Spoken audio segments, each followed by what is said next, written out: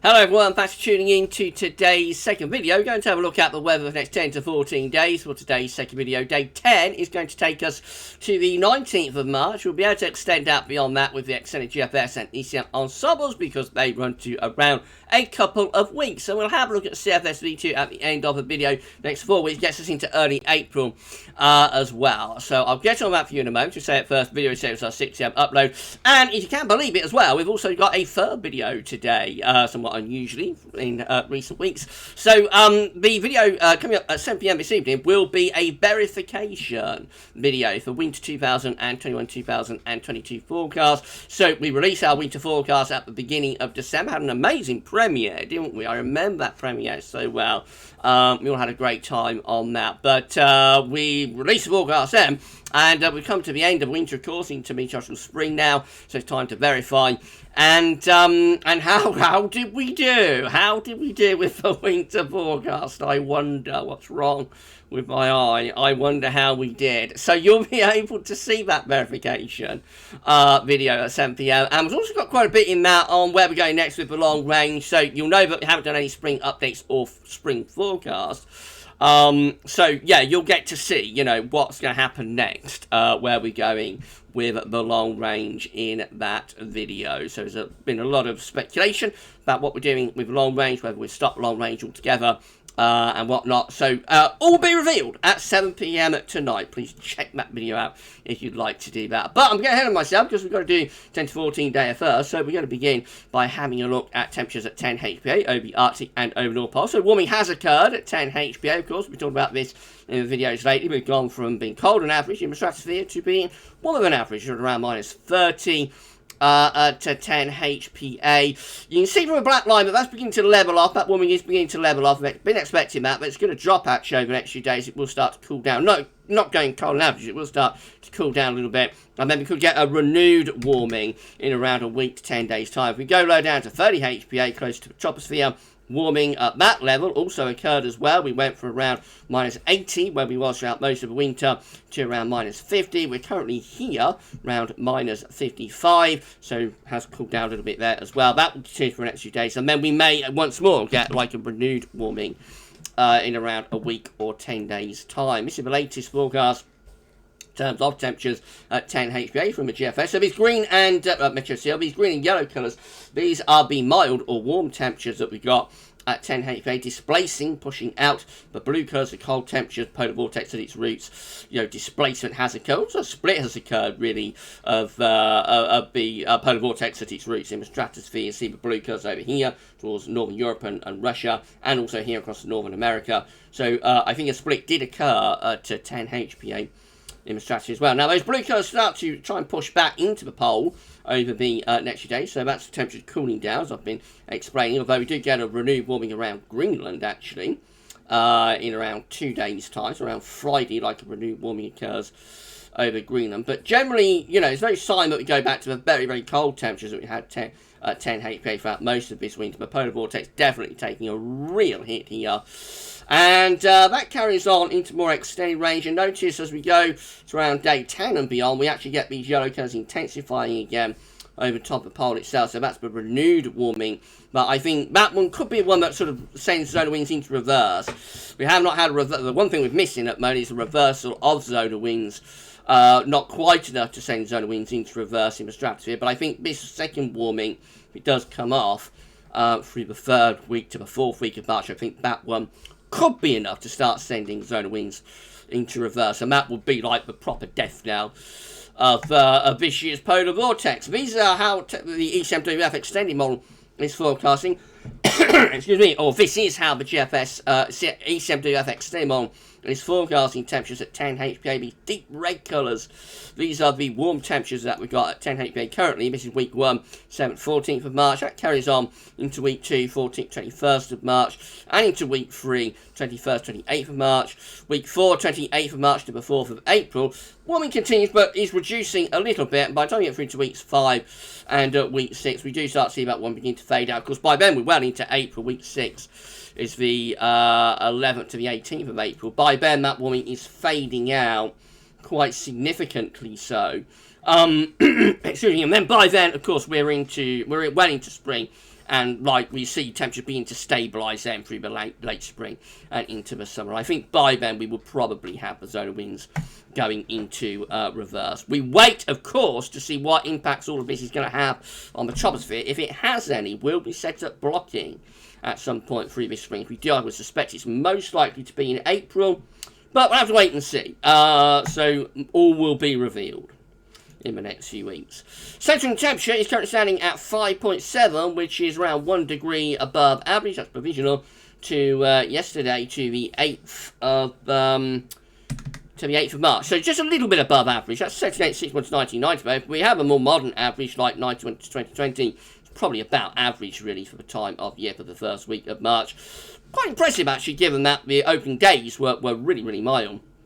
These are the GFS upper air temperature and precipitation ensembles next week. So at Cheltenham again today, of course, the Cheltenham Festival next week. Gold Cup on Friday, 18th of March. So generally milder than average, at the moment. Getting a little bit cooler over the weekend, perhaps, and then lifting the temperature back up into next week. Could become very mild for a time actually around middle of second half of next week, 17th to 19th of March. Could be really significantly above average. And then perhaps a little bit of a cool down as we go from the third week into the fourth week of March. That's a very long way off. Overall, it's a relatively mild outlook, though, I think, for the next week to 10 days. Precipitation-wise, gradually starts to get more unsettled as well. So we start off relatively dry, and then we begin to turn things more unsettled from like the second half of this week and weekend into next week. Plenty of precipitation spikes then. Excuse me once more. Temperature anomalies from the 9th to 17th of March are going to be milder than average of UK and most of Northern and West Europe. Notice how cold it is though across Eastern, Southeastern Europe. So Greece, Turkey standing out as being significantly colder than normal. And like Ukraine going to be colder than normal as well. You can't see Ukraine on this map because it's an old sort of map. I don't know why I don't update it, but Ukraine's like from Poland to the Black Sea and below average temperatures there as well. So the cold weather is really in the east of Southeast Europe, Northern, West Europe, as has been the case throughout most of the winter, it has to be said. Mild and average. Spain and Portugal, though, below average temperatures there. Precipitation anomalies from the 9th to 17th of March. Going to be drier than average over and to the east of the country, a little bit wetter than average out to the west. The latest wind flow map from earthnullschool.net shows that we're drawing up a southerly wind today between high pressure over Europe and low pressure in the Atlantic, and this southerly wind will start to drag up milder air from southern climes, unsurprisingly. Right, let's start having with some chart data then. We're going to start off with the UK Met Euro for midnight on Saturday. Low pressure dominating off the Atlantic will bring wet and windy weather with it. This low pressure deepens on Sunday, 13th of March. Could become quite stormy overnight Saturday into Sunday in the west. Could bring heavy rain and gale force winds there. And then into early next week, we try and get some higher pressure going, but never really comes off. Low pressure just continues to roll in from off the Atlantic up to the middle of next week, Wednesday, 16th of March, still looking pretty unsettled. Icon looking like this, again, unsettled over the weekend. And this area of low pressure could bring some gale force winds into western areas overnight Saturday into Sunday. Then early next week, higher pressure trying to build to our south and east. It will be very mild, drawing up wind from a southerly southeast direction. I reckon that could get temperature into the mid-teens Celsius at least for the early part of next week, so a proper taste of spring. But probably not lasting all that long. Low pressure then coming back in, bringing more rain into the northwest. Everything continues to drive in from off the Atlantic, though, you'll notice, certainly up to the middle of March. GFS midnight run, again, just looks very unsettled over the weekend with this deep area of low pressure bringing heavy rain and strong winds as well. That low pressure then sinks down to Spain, becomes cut off as heights rise to our south and east. Winds go into the southeast, so it will be very mild, if not quite warm, as we go into a part of next week. Temperatures lifting up into mid-teens Celsius, I would have thought, with these southerly southeasterly winds. Eventually, though, the GFS midnight run has the high pressure taking over across Scandinavia and pulls the wind into a colder easterly. I'm not sure about that, but by the time you get through to day 10, which is 19th of March, we're actually into a cold easterly flow then, or quite a chilly easterly flow. Doesn't last all that long. Low pressure comes back in off the Atlantic through the third week of March, and as we get into the end of the GFS midnight run, gets us to 25th of March today, we're looking increasingly wet and windy there. 6Z looks like this. Once more very unsettled over the weekend. Plenty of low pressure to bring wet weather early next week. High pressure taking over to our south and east. Pulls up this very mild, if not quite warm, southerly wind. Eventually, though, same idea as the midnight run. The 6Z building up the high pressure over Scandinavia into western parts of Russia and starts to pull in a proper easterly wind once again. And this is quite a cold easterly, actually. Probably enough to bring wintry showers onto eastern coast. We've got the upper air temperatures there by day 10. We've got -5 Celsius isotherm out to west, -10 Celsius isotherm sitting in the north south. Probably enough to bring snow to east now, so showers anyway. Game doesn't last all that long. We say if low pressure starts to push in off the Atlantic, might be some snow in the transition though. And then it's low pressure off the Atlantic as we go in towards the end of the 6A gets 25th of March. Just maybe by then, signs of heights beginning to rise to the north, in the northern latitudes. Could that be the first sort of indication of an effect from the stratospheric warmings? You know, the polar vortex looks like it's beginning to weaken and maybe break up a little bit by then. But of course, that's over 2 weeks away, so it's a really long way out. Moving on to the GM, and if you're enjoying the video, then please just smash the like button, make sure you sub to the channel. Thank you so much everybody for doing that, and drop a comment, let us know about this and all of our videos. Thank you so much. We need to put on just around 6 or 7 more subscribers to get to 13.3k. Unbelievable. Thank you so much everybody helping us to get to 13.3k. We're so close, so just give us those extra sort of 6 or 7 and we'll get to 13.3k. Thank you so much. 13,333 will be an interesting number. I'll have to make sure I screenshot that, won't I? Right, I'm sorry, I'm off on a tangent. GM looking like this, very unsettled again over weekend, quite storming, maybe on Saturday night, that area of low pressure. Then early next week, trying to build up some higher pressure, but really low pressure carries on until around day 9 and 10, when high pressure then does start to take over, and that would set up quite a spring-like sort of pattern. And then the ECMWF looking unsettled again over the weekend, possibly a little bit stormy on Saturday night for western and southwestern areas. Early next week, it turns very mild, if not quite warm, with a southerly type flow. Could lift temperature into mid-teens Celsius. And gradually high pressure gets more involved as well. By day 10, the high pressure begins to set up over Scandinavia, and we're starting to show signs of pulling the wind into a little bit more of an easterly. But not like the cold east-northeasterly that the GFS midnight and 6Z has. This is a precipitation forecast based on that ECM run from tometeo.com. Rain mostly in the west for the time being. By the end of the week, will become more widespread and then quite wet, windy, maybe a little bit stormy over the weekend. Into the early part of next week, again, a lot of precipitation coming and going. Not continuously wet, but generally quite unsettled until around day 9 and 10.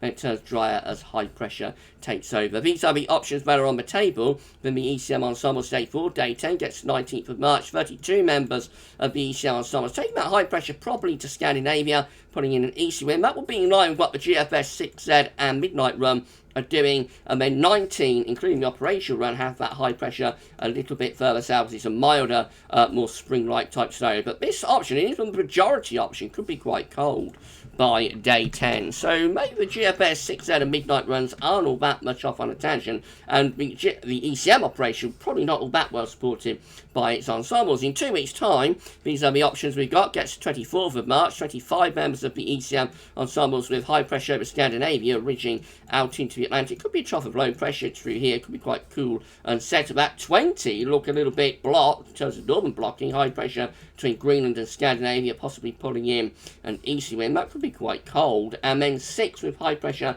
just to our west, trough of low pressure in over Scandinavia. That might be bringing in quite a chilly northwesterly wind. It doesn't look overly warm, I have to say, in 2 weeks out. Let's just have a look at CFS and ECM, then we're done. Bought this video. So it's a 500 millibar high tolerance breakdown to week periods. The first week period will take us from the 9th to 15th of March. The coming week has low pressure in off the Atlantic, so increasingly unsettled as the high pressure recedes away to the east and the northeast. Week 2 will be the 16th to 22nd of March. Again, low pressure out to west, high pressure receding to the east winds coming up from a southerly southwesterly direction. Week 3 is going to be the 23rd to 29th of March. Low pressure again out to the northwest, looking rather unsettled for the northwest, but drier and probably very mild and swing-like for the south and east. And then week 4 is going to be the 30th of March, 5th of April, still with low pressure up here and still bringing the winds in from off the Atlantic. Up to the beginning of April, no sign of a response to the stratospheric warmings in terms of the high latitudes up to the beginning of April. So the pattern that we've had throughout the past several months with the CFS continues up to early April anyway. We shall see if we ever get a response to this stratospheric warming. Time will tell. Right, if you've enjoyed the video, please can you smash that like button, make sure you are subscribed to our channel, drop a comment, let us know what you think about missing all of our videos, and don't forget to tell your friends about GavsWeatherVids. Thank you so much, everybody, for doing that for us. And as I said, we're only going to put on around number 6 or 7 subscribers to get to 13.3k. That's our next mini target. Remember, the next mini target on that is 13,333. Free. Or 1 free. You know what I mean?